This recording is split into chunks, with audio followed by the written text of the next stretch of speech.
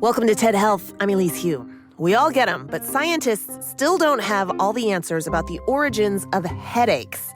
In this TED Ed lesson from educator Dan Kwartler, we're about to learn a little history of headaches and what happens inside our brains when those headaches hit. And let me just say, it's a real relief they aren't being treated in the same way as they were in the ancient past.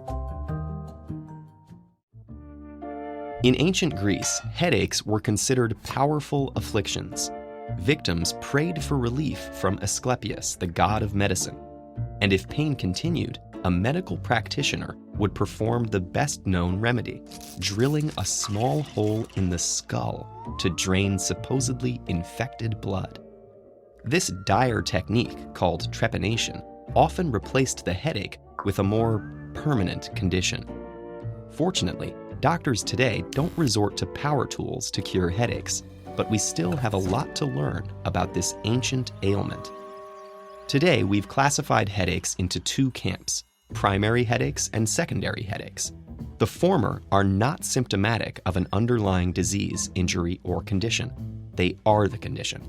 But we'll come back to them in a minute, because while primary headaches account for 50% of reported cases, we actually know much more about secondary headaches. These are caused by other health problems, with triggers ranging from dehydration and caffeine withdrawal to head and neck injury and heart disease. Doctors have classified over 150 diagnosable types, all with different potential causes, symptoms, and treatments. But we'll take just one common case, a sinus infection, as an example. The sinuses are a system of cavities that spread behind our foreheads, noses, and upper cheeks. When our sinuses are infected, our immune response heats up the area, roasting the bacteria and inflaming the cavities well past their usual size. The engorged sinuses put pressure on the cranial arteries and veins, as well as muscles in the neck and head. Their pain receptors, called nociceptors, trigger in response, cueing the brain to release a flood of neuropeptides that inflame the cranial blood vessels, swelling and heating up the head. This discomfort, paired with hypersensitive head muscles, creates the sore, throbbing pain of a headache. Not all headache pain comes from swelling. Tense muscles and inflamed, sensitive nerves cause varying degrees of discomfort in each headache. But all cases are reactions to some cranial irritant.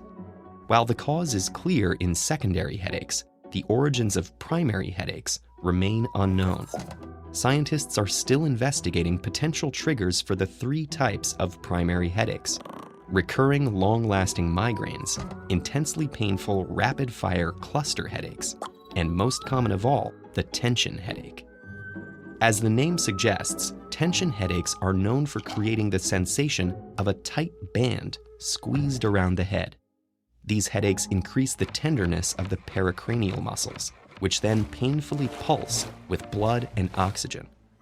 Patients report stress, dehydration, and hormone changes as triggers, but these don't fit the symptoms quite right.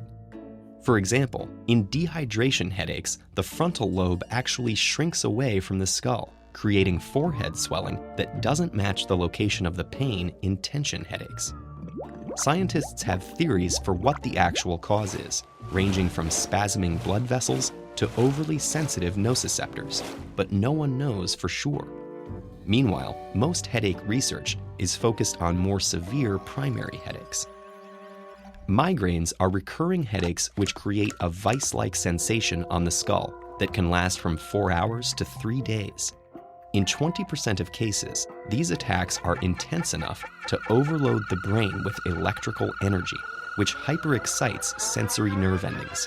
This produces hallucinations called auras, which can include seeing flashing lights and geometric patterns and experiencing tingling sensations.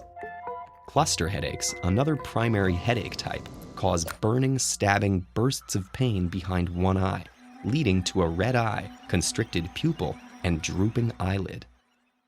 What can be done about these conditions, which dramatically affect many people's quality of life?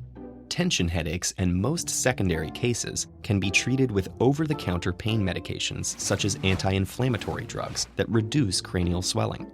and many secondary headache triggers like dehydration, eye strain, and stress can be proactively avoided.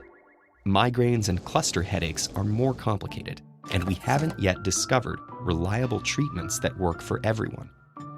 But thankfully, pharmacologists and neurologists are hard at work cracking these pressing mysteries that weigh so heavily on our minds.